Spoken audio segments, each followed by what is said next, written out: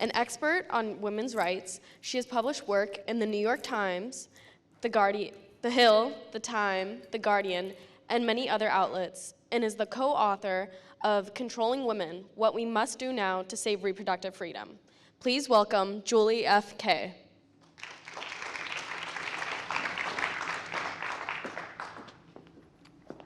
Hello, I'm delighted to be here and to follow Jennifer. I think I struggled with some of that same question of what is success, and I appreciate the Career Services inviting us here to kind of delve into this. So success is often defined as when you reach your aim or your purpose.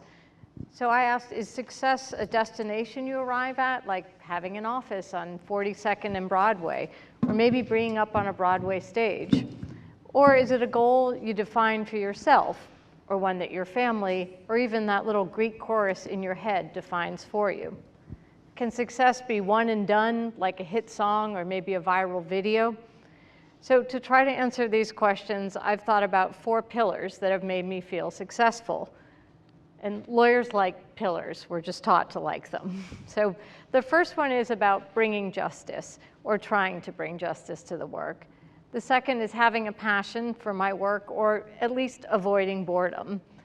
The third is finding community. It's about having those folks you can laugh with in the foxhole. And the fourth is balance, or at least attempted balance. So my career has been inspired by a desire to bring justice to individuals and to a wider audience, and of trying to bring about social equality. Much of my work has been focused on bringing lawsuits, challenging restrictions on rights, and writing about it for a larger audience. I'm a human rights lawyer, and I've focused on reproductive rights throughout my career. I co-authored a book that was mentioned, and I write globally on gender and race equality. My work is about helping the most marginalized people and groups, including low-income people, teens, undocumented folks, LGBTQ people, and those who are disproportionately affected by structural racism that blocks access to reproductive health and maternal health care. So I didn't always know that I wanted to be a lawyer. I came from a family with a lot of journalists, and so I thought that's what adults did. I had a passion for social justice, particularly around gender and race equality. And I think this interest probably came from my family's focus on reporting the news. It was in our house every night at the dinner table. There were newspapers around, and the TV news was on all the time. And I learned to look with a critical eye at the world around us.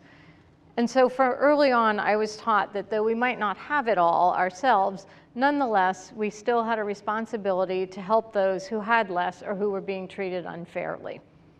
And I was curious to learn how it was that people were treated so differently and often unfairly in a country that claimed to be all about equality for all and truth and justice in the American way. And I brought this curiosity and this belief to my academic work. When I got to college, I graduated from Harvard in the first class of women's studies majors. It was a brand new major, and someone once remarked to me that they said, "You'll never get a job with women's studies on your resume." So I decided that I would also major in social studies just to be safe. It turned out to be totally unnecessary to double major, and it was a lot of work. And so my advice is, don't be guided by fear, but rather choose your studies based on where your interests lie. Doing so is much more likely to lead you to work that engages you. So I left Harvard, I took this shiny new degree, and I walked smack into an economic recession. And that had me handing out juice samples in a supermarket. Juicy juice, now with more fiber, is a slogan I will never forget. And temping as a receptionist for months. Every time someone said to me, "You went to Harvard and you're doing that," I gritted my teeth. I knew that this job was not my forever job, but it paid the bills while I kept looking for the next opportunity. Sometimes you just have to shut out all the negative voices. It's something I still work on all the time. So I finally got a job in an organization where we work to get quality, affordable childcare available for all. Our work included passing the Family Medical Leave Act, which is a law that protects people who take time off for caregiving, such as the birth of a child or the illness of a loved one. But it felt like a tepid success, since the leave was unpaid and was only 12 weeks long. It was a lousy law. And so through that experience, I learned that I just wasn't cut out for legislative work. It moves far too slowly for my taste, and it takes way more compromise than I'm wired for. Instead, I wanted to sue. And so 2 years later, I started at Brooklyn Law School with the aim of becoming a public interest lawyer. The idea of knowing how to use law as a tool to work for social justice held great appeal to me. But I'm not going to lie, law school was sometimes grueling. Initially, I had said even more negative things about law school, and my husband said, don't discourage people from going to law school. But I love my public interest focus classes, and I valued learning about the power structures in law. I found it fascinating. Moreover, the idea of bringing legal skills to work in service of those who had no voice and no such privilege of the education I had was exciting. And I learned about myself, too. I discovered that I was much more likely to succeed when I was passionate about what I was doing. If something engaged my mind, then I could stay seated at my desk for hours. But if I was bored, there were a million distractions. Snacks to be eaten, cats to be patted, and phone calls to be made. And this was in the era before cell phones. Distraction is so much easier now. And I know you know what I mean. Some of you are probably looking at your social media right now. I don't blame you. But that brings me to pillar number 2, which is avoiding boredom. Finding my passion has been key for obtaining success in my career. Yet equally important is finding your passion is avoiding boredom. Staying intellectually engaged is invigorating for me. I think humans are naturally curious creatures, and finding new topics that continually expand your thinking will energize you about your work. It's like how they hide little treats in the zoo for animals to find so they don't get bored. So I was thrilled to land my dream job at the Center for Reproductive Rights after law school. It was everything I had wanted to do. I received incredible training in litigating cases to protect access to reproductive rights nationwide. The place was scrappy and committed, and they kept us busy. I was doing the work that I had gone to law school to do, and I was thrilled. I got to represent a mother of 2 young children who was on the wait list for a heart transplant, who was denied an abortion because her cardiologist had determined that she did not have a greater than 50% of dying. And so the state of Louisiana would not provide her care at a public hospital. And that's her in the corner with her son and me, looking a lot younger.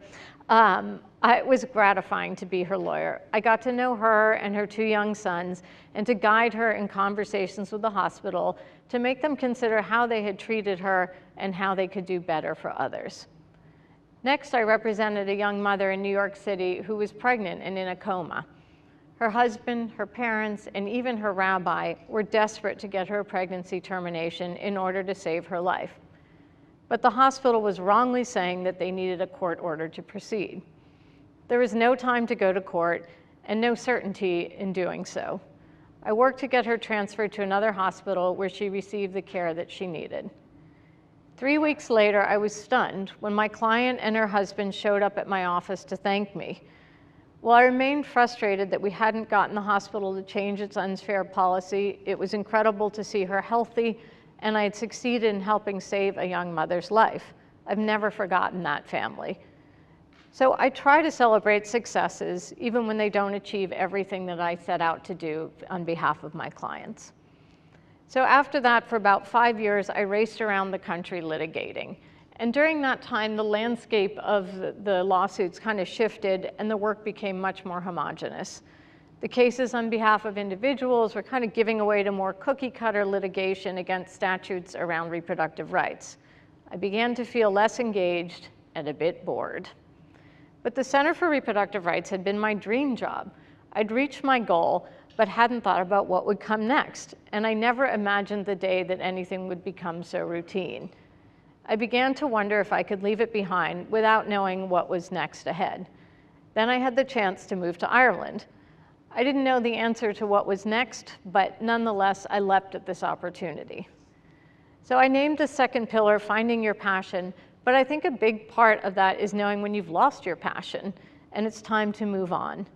Sometimes that's not so clear and you just have to take a leap, which leads to the third pillar, finding community.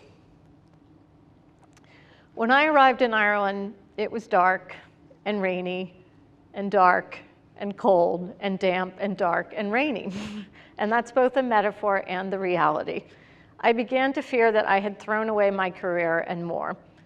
But I quickly found that my interest was piqued by my new surroundings. As a foreigner and an outsider, I was a sponge, listening to these Irish activists' viewpoints and hearing how they navigated accessing rights in a country where the restrictions against women were so extreme. This new setting brought back my passion for my work and gave me newfound respect for working in community. I don't think it's ever clear when is the best time to start a family. I certainly never planned to be 8 months pregnant when arguing a major case before a human rights court, but there it was. And I put up 2 pictures of my baby just to give an accurate picture of her. She is now much older and was not happy about the one of her crying, but don't share it. But the pressure around family commitments, including childbearing, can be enormous, especially for women.